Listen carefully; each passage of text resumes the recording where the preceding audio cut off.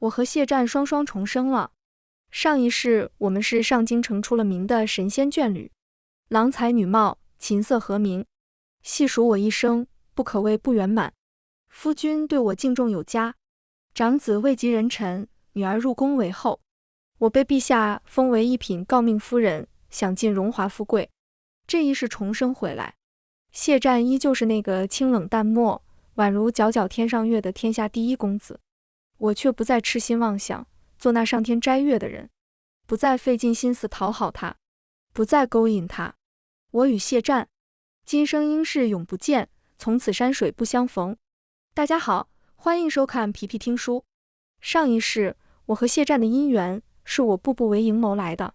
我姨母是国公府的继夫人，娘亲病故后，姨母便将我接进府里亲自抚养。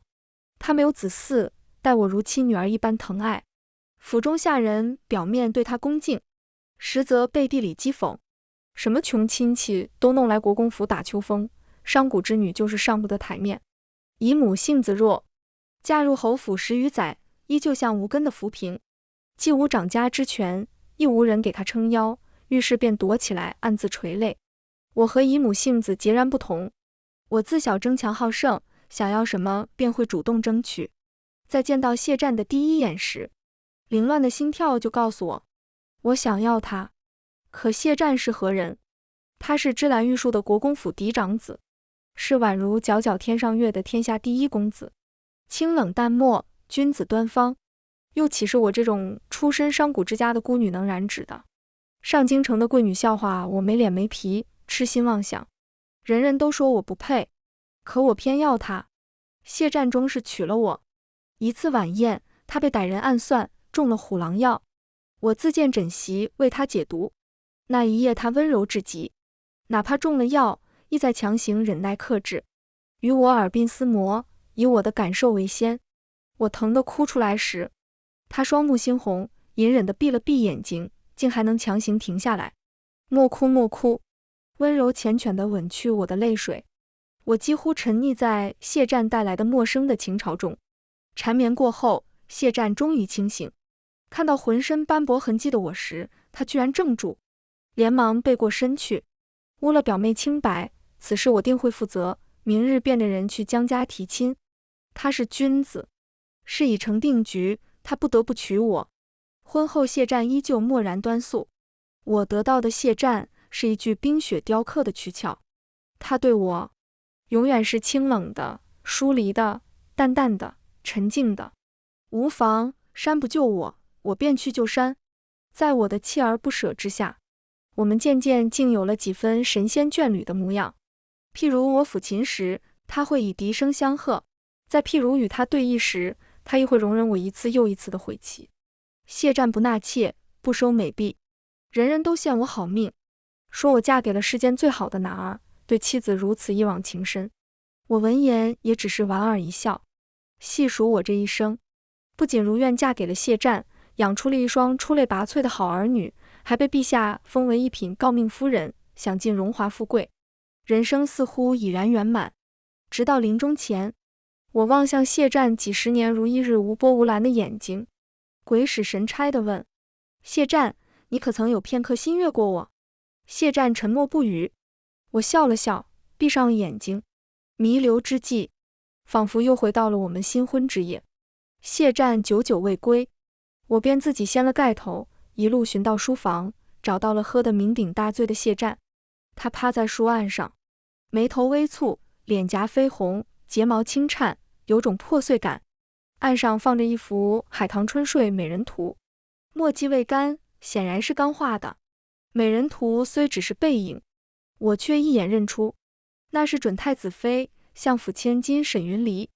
月色盈盈，透过窗落在那幅新画上，一笔一画都浸着爱意。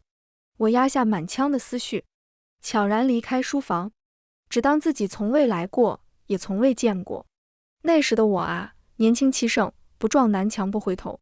若有来世，我定要换一种活法，不再痴心妄想，做那上天摘月的人，不再费尽心思讨好谢战，不再勾引他。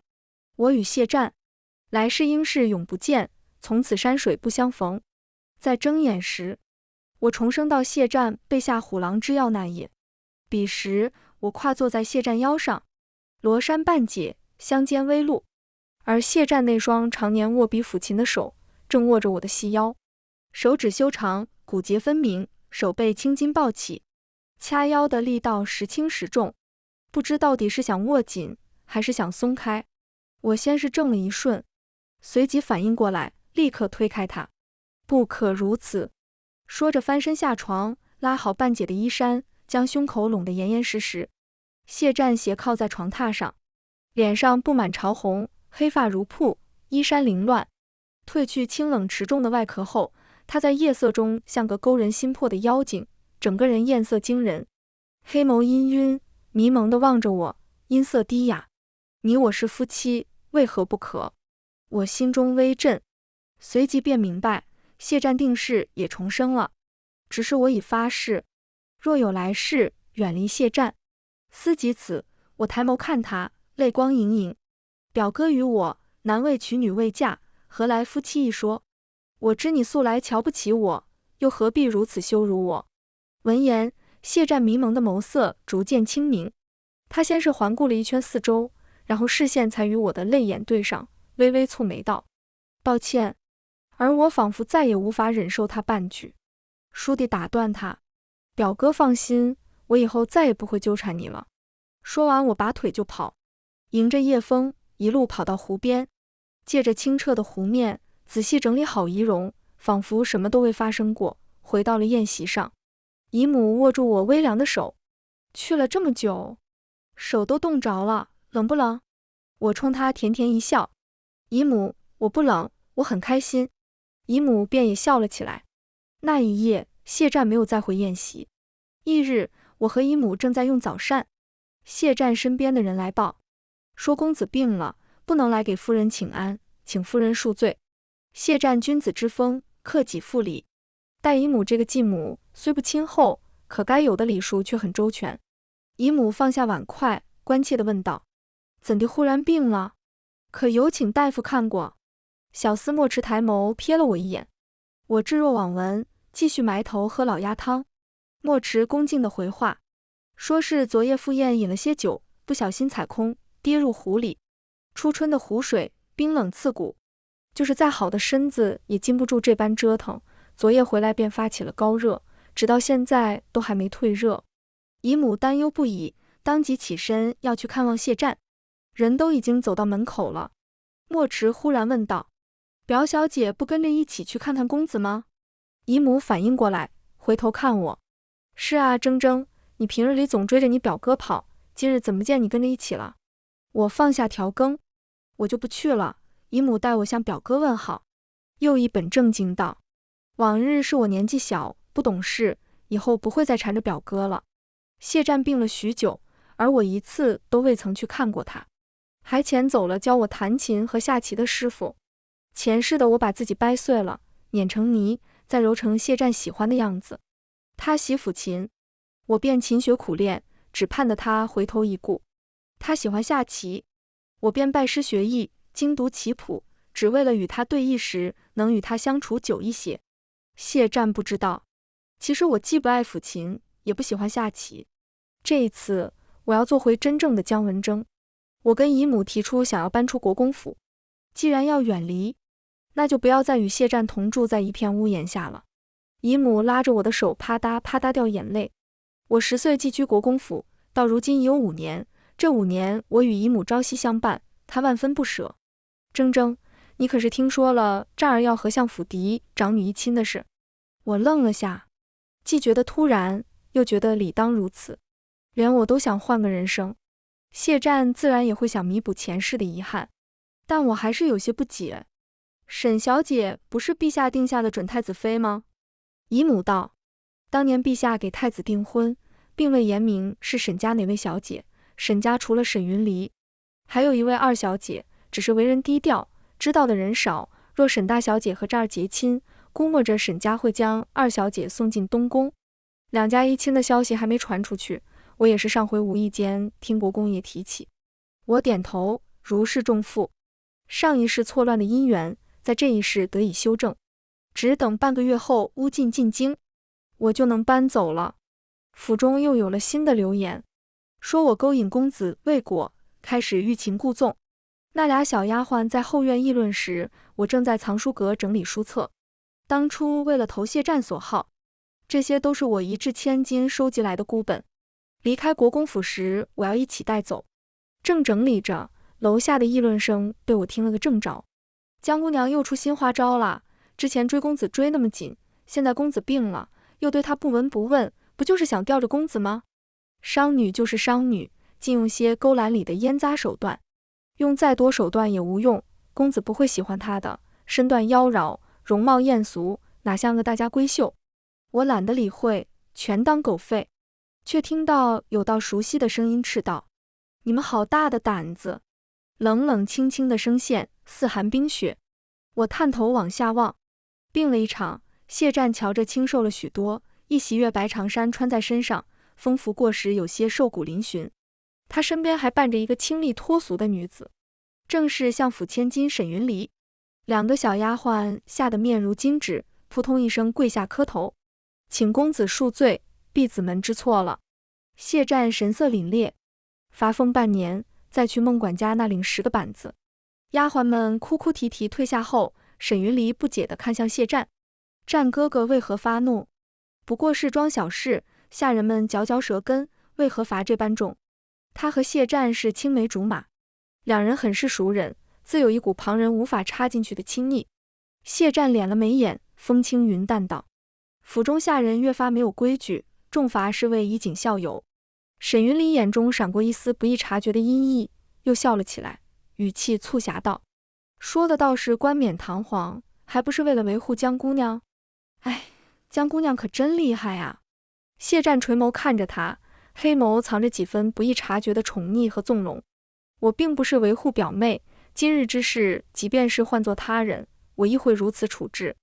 沈云离皱了皱鼻子，娇俏道：“好啦好啦，谢公子乃品性高洁的君子，是我以小人之心夺君子之腹啦。”谢战曾经也为我严惩过下人，那时我刚嫁给他，下人们看不起我出身商贾，给我暗中使绊子。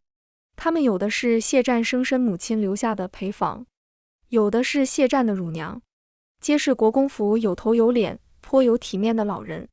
我本打算先忍，再徐徐图之。谢战得知后，却将他们全都逐出了国公府，赶去了乡下的庄子里。老国公勃然大怒，他对谢战的母亲情根深重，对他母亲留下的陪房下人也很是纵容。我姨母是他找的先夫人替身，那些下人从某种方面来说，也算是先夫人的一种替身。最后谢战被罚在祠堂跪7天7夜自省，我半夜偷偷去祠堂陪他一起跪。谢战要赶我走，我却挤到他身边缠着不放。我不走，或是因我而起，何况我们是夫妻，本就该有难同当。谢战的声音疏离又冷淡：“跟你无关，他们行事嚣张，早就该处置了。”字字句句都在撇清干系，我却抿着嘴角笑，心中很是欢喜。毕竟谢战早不处置晚不处置，下人们一冒犯我，他就立马处置了，还非要嘴硬说与我无关，我可不信。我跪得心甘情愿，只是没一会就觉得腿麻如针刺，偷偷改跪为坐，复又改坐为躺，最后窝在蒲团上沉沉睡去。一觉睡到天蒙蒙亮，我发现自己身上盖着谢战的外衣，闻起来有股淡淡的墨香，而谢战只穿着单薄的单衣，他还在跪着，腰背依旧挺得笔直，姿仪绝佳，犹如修竹。那是初冬，祠堂里阴寒森冷，谢战把外衣给了我，自己染了风寒，大病了一场。我看着他病恹恹的，烧得满脸通红，快要恨死那个在祠堂睡觉的自己了，趴在他床头哭得死去活来。他垂眸沉静地看着我：“若你我之间非要病一个的话，还是我来吧，毕竟我是你夫君。”我把这几个字翻来覆去的咀嚼，硬是让我嚼出了几分甜，脸上的泪珠未干，心中却恍惚在想，谢战对我应当也有几分情谊的吧，不然为何要赶走母亲的陪房替我立威？不然为何宁愿脱了外衣给我，宁愿自己生病也不喊醒我？我也是用了大半辈子才明白，谢战对我从来都与情无关，只与品性有关。他很好，只是不爱我罢了，不是要找孤本。走吧。两人谈话间进了藏书阁，我不想与他们碰面，待在阁楼不动，等他们找完书离开。没成想，两人在楼下找了一会儿，很快又往阁楼木梯而来。阁楼较小，藏无可藏，索性也不藏了，与他们撞了个正着。四目相对，谢战冷然的眸色沉了沉。沈云离讶然道：“江姑娘竟在阁楼？还好我和战哥哥方才没说江姑娘坏话。”说着，他上下又打量了我几眼，笑盈盈的模样。看来传言也未必皆虚。江姑娘今日打扮很是浓艳，确实跟以往不一样呢，连我都喜欢得紧。上京城里这些贵女说话都喜欢夹枪带棒，暗藏玄机，先是讽刺我偷听，接着又讽刺我打扮艳俗。可我并不恼，不咸不淡道：“我自是比不得沈小姐高贵典雅，有贵女风范。上一世为了迎合谢战的端持雅正，我几乎从不上妆，首饰发簪皆为玉，衣衫也都是素雅清淡为主。而今日我却一袭红裙，嘴上涂了艳丽的口脂，头上戴的也是闪闪发亮的金簪，这样盛装打扮，像是又要勾引谁一般。可这就是原本的我，喜欢艳丽的衣裙，喜欢漂亮的胭脂水粉，喜欢金灿灿的华丽首饰。以前连我自己都厌恶那个艳俗的自己，我也曾无数次想让自己变成沈云离琼闺秀玉般的大家闺秀。如今我却觉得我很好，我不再想让自己活成别人的模样。我与我周旋久，应做我。我抱着方才整理好的箱子，准备下楼。谢战眼神扫了眼我手里的箱子，倏地开口：“表妹要带着这些书去哪？”我不想多生事端，看书打发时间。谢战定定地看向我的眼睛，一时间谁都没说话。阁楼里倏地安静了下来。沈云离弯了弯眉眼，笑着打破了屋内的死寂：“这么多书，江姑娘真能看完吗？还是留给真心爱书之人吧。”他眼睛一亮，拿走最上面那本书，满脸惊喜地看向谢战：“战哥哥，我要找的就是这本要经孤本。”我心头一阵火起，语气有些僵硬地道：“不问自取，即为道，请将沈小姐的书还给我。”沈云离瞬间红了眼眶，眼泪摇摇欲坠。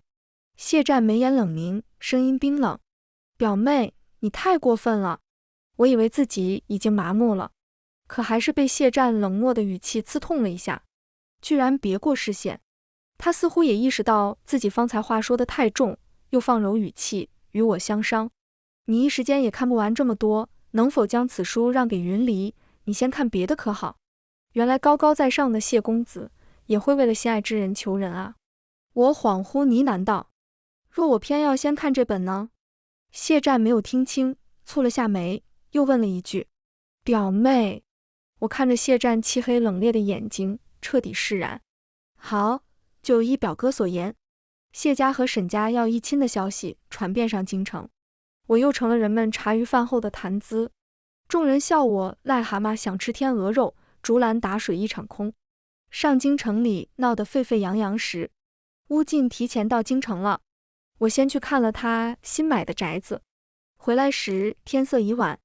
在国公府的大门前，我们撞见了谢战，他骑马行至门口，我也恰好扶着乌晋的手从马车上下来，四目相对。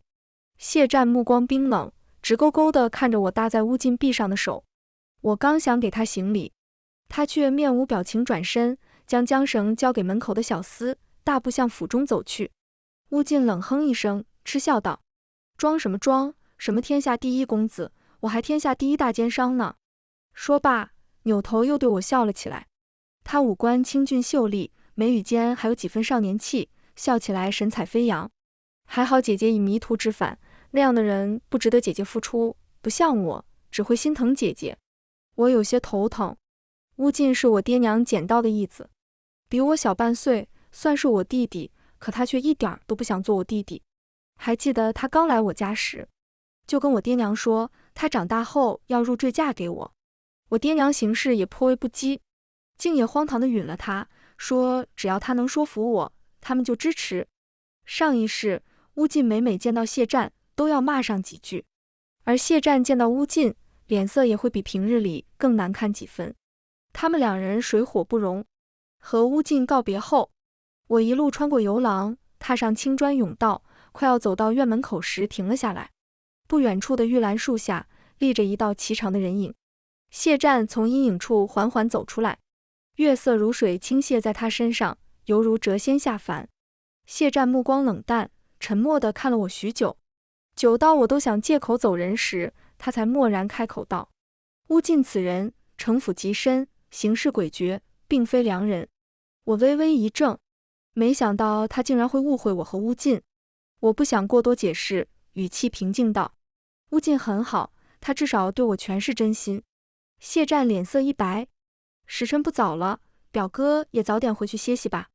我淡淡说完，提步准备回自己的院子。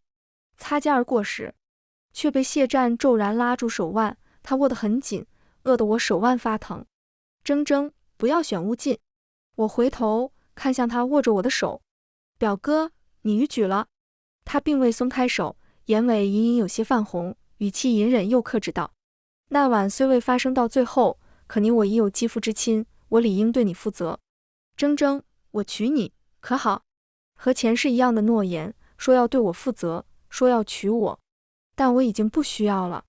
我的人生自有我自己为自己负责。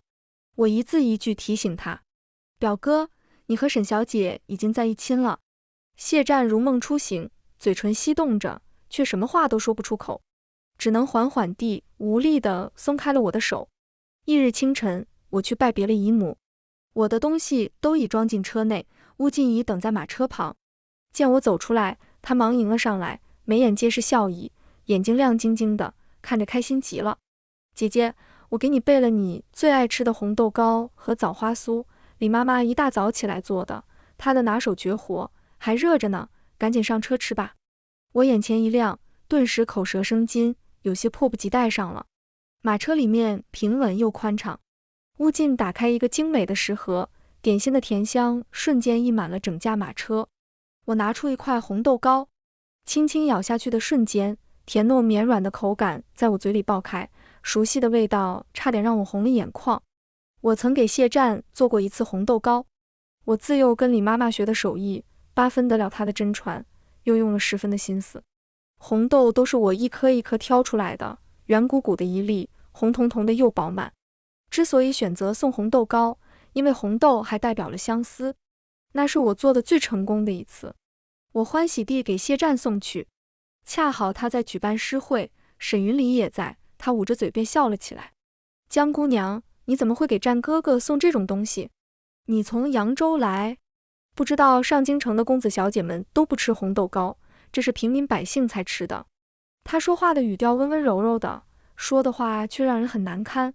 其他公子和小姐都跟着笑了起来，只有谢战没有笑。他接过我手里的食盒，语气淡淡的替我解了围：多谢表妹，我晚上尝尝。后来我再次去寻他时，看到那个食盒放在角落已经落了一层灰，轻轻揭开盖子一看，里面的红豆糕分毫未动，干巴巴的像皱成了咸菜。我至于谢战就像是那盒红豆糕，他出于礼貌和教养收了，却提不起兴趣，最后只能放在角落成灰。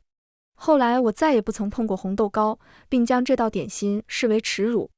可点心有什么错呢？明明错的是将食物分为3、6、9等的人。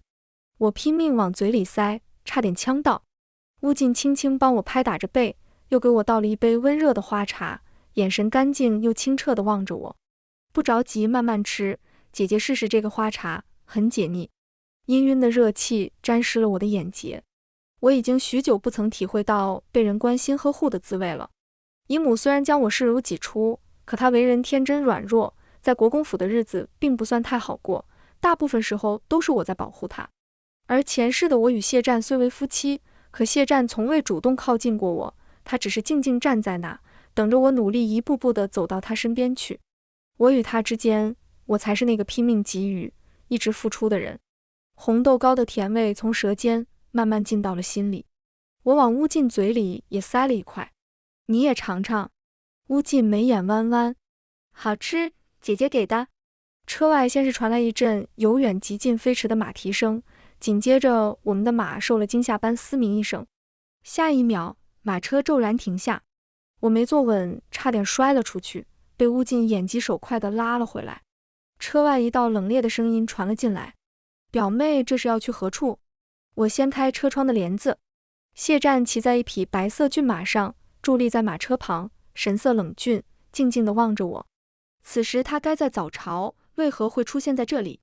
我离开之事本不想惊动他，可是到如今也无需再隐瞒。表哥，我要走了。谢战下颌角绷紧，勒着缰绳的手用力，指骨勒得发白。为何？国公府终究不是我的家。何处是你家？乌进在的地方就是你的家吗？他是我弟弟。弟弟。谢战嘲弄一笑，眼中似有浮光掠过。姜文征，你总是这样，总是喜欢一厢情愿。本晴朗的天空不知何时下起了雨，春风乍起，细雨如丝。谢战满脸水珠，不知是水是泪，只眼尾泛着红，颤着声音问道：“铮铮，你也回来了，对吗？”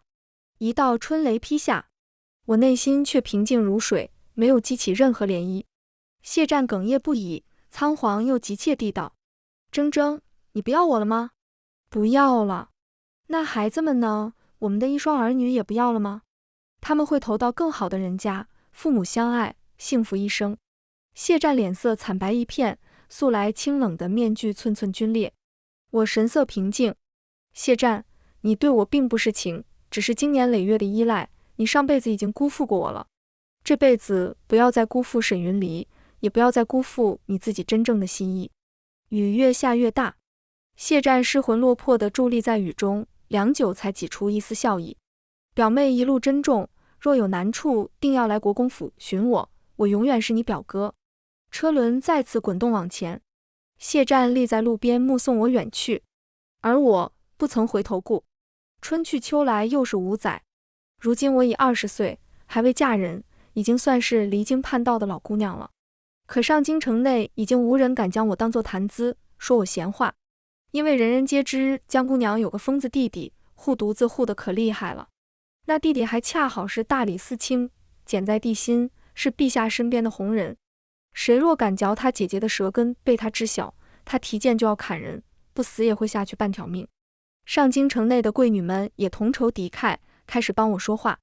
只因那江姑娘在上京城最繁华的地段开了一家铺子，里面的珠宝首饰、漂亮衣裙以及胭脂水粉都是她亲自设计的。每个从铺子里走出来的姑娘都能美若天仙，还美得各不相同。谁不想变美了呢？江姑娘成了贵女们趋之若鹜的对象。这5年和上辈子已经变了太多。上辈子太子身子弱，登基不到2年就驾崩了，留下了沈云离这个太后以及尚且1岁的幼弟，是谢战一次又一次拼命相护才得以保全。这辈子太子死得更早，他甚至没有熬到登基就死了。皇子们互相厮杀，最后由先帝最不喜的一个儿子，常年驻守边疆的2皇子夺了皇位。谢战和沈云离也没有成婚，沈云离先是定给了太子，后又和谢战一亲，皆没成事。京城内便有了一些不好的传言，便无人再敢娶她，而她也自有第一贵女的金贵自傲，没有随意找人下嫁，最后便和我一样，成了待字闺中的老姑娘，就好像要与针锋相对一般。我开了铺子，她办了女学，我们都在各自的领域声名远扬。那日我正治好衣和胭脂，沈云离登门，这是5年来我们第一次见面。沈云离还是美得清新脱俗，只是气质好像变了，看着更加沉稳温润。他跟我道歉：“江姑娘，我一直欠你一句对不起，我曾暗中针对过你。此前我为人浅薄，读书识字只是为增加筹码的手段，教书育人这5年，方才悟出一些做人的道理。”说着，他给我行了个大礼。我有些惊讶，扶他起来，又回了他一个大礼。我们相视一笑，一切恩怨似乎都烟消云散。沈云离要去游学了，他说读万卷书不如行万里路，5年女学生涯让他意识到自己的不足，他要去见自己，见众生，见天地。我抱了抱他。莫道桑榆晚，为霞上满天，我在京城等你平安归来。送他离京那日，起了很大的风，风沙迷眼，我竟落了泪。乌静给我擦眼泪，半真半假的抱怨：姐姐对谁都心软，唯独对我心狠。说着，她又笑了起来。在外可指小而液体的玉面罗刹，心狠手辣、性子疯癫的大理寺卿，在姐姐面前却总是眉目如画，眼神温润。不过也没关系，我喜欢姐姐就好，我永远都会陪在姐姐身边。我一颗心像是泡在了蜜罐里，甜得发腻。这5年，我那颗已经麻木的心一点一点被乌静暖了回来，它开始重新变得鲜活、跳动，充满了活力。我才知道，原来全心全意的被人爱着是这样的滋味。我拉着乌静的手，一起去爹娘的墓前。你还记得自己当初对爹娘说过的话吗？乌静似乎已经猜到我想要说什么，眼睛亮得惊人。我不要做义子，也不要当弟弟，等我长大了，我要入赘嫁给姜文征。我眼睛弯弯，轻声道：那么阿进，嫁给我好吗？乌静骤然红了眼睛，猛地将我拥入怀里，哑声道：姐姐，铮铮，我等你这句话真的等了好久好久，等了2辈子那么久。我心中一酸，回抱住他，泪如雨下。我果然没有猜错，这辈子乌静也重生了。上辈子他为了我终生未娶，为我心甘情愿帮着打理了一辈子姜家的家业，不到30就累坏了身体，死后还将所有财产悉数给了我。临终前，他握着我的手，狡黠地喊我姐姐。姐姐，我告诉你一个秘密，我用自己余生交换，求佛祖给我们重生一次的机会，下辈子你选我，好不好？我以为那只是他的戏言，渐渐便忘了，直到前2年才猛然想起，原来我能重来一世，皆是乌静求来的。我和乌静大婚，10里红妆，排场极大，连陛下都送来了贺礼。来的宾客很多都被乌静揍过，能说了吗？乌大人当初揍我们揍得那么狠，我早就看出乌大人对姜姑娘非同一般，反正肯定不是姐弟之情。这还用看吗？但凡姜姑娘在，乌大人的眼珠子都要粘人家身上了，瞎子都看得出来啊。好啊，你们早看出来了，竟不告诉我。我还傻傻的跟姜姑娘表达过爱慕之情，我说乌大人看我的眼神怎么像要杀了我一般。众人嘻嘻哈哈说闹起来，而这些我都不知情。我盖着红盖头，静静地坐在床边等着乌静。我知道他不会让我等太久。果然没一会，我便听到门吱呀一声轻响，有人推门进来了。我的心猛地漏掉了一拍，竟有些紧张了起来。阿进，你这么快就回来了吗？那人没有回答。我以为乌进是不满我的称呼，压下满心的羞涩，重新唤道：夫君。那人终于动了，转身仓皇离开了。我愣了下，随即意识到刚才那人不是乌进，没猜错的话，应当是谢战。很快门再次被推开，乌进脚步轻快地走了进来，走到我跟前，轻轻揭开了我的红盖头。四目相对的瞬间，他脸颊烧得一片通红。姐姐，你好美。我看着他澄澈温柔的眼睛，里面盛着满满的爱意。我们喝完交杯酒，2人都傻傻坐在床沿边，谁都没有动弹。我想自己是姐姐，主动一点不为过，便鼓起勇气去解乌进的腰带，解了半天却不得其法，额上都快浸出冷汗。乌进一把握住我的手指，拿到嘴边亲吻，轻喘道：姐姐莫要再摸了，你不知道我有多辛苦。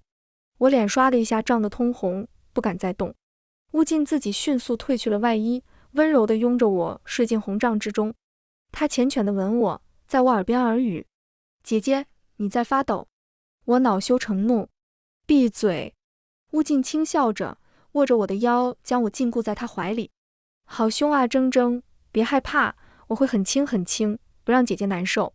我感觉自己像是一把干柴，一点就着，整个人都要烧成灰烬，又像是一尾缺水的鱼，干涸地寻找着水源。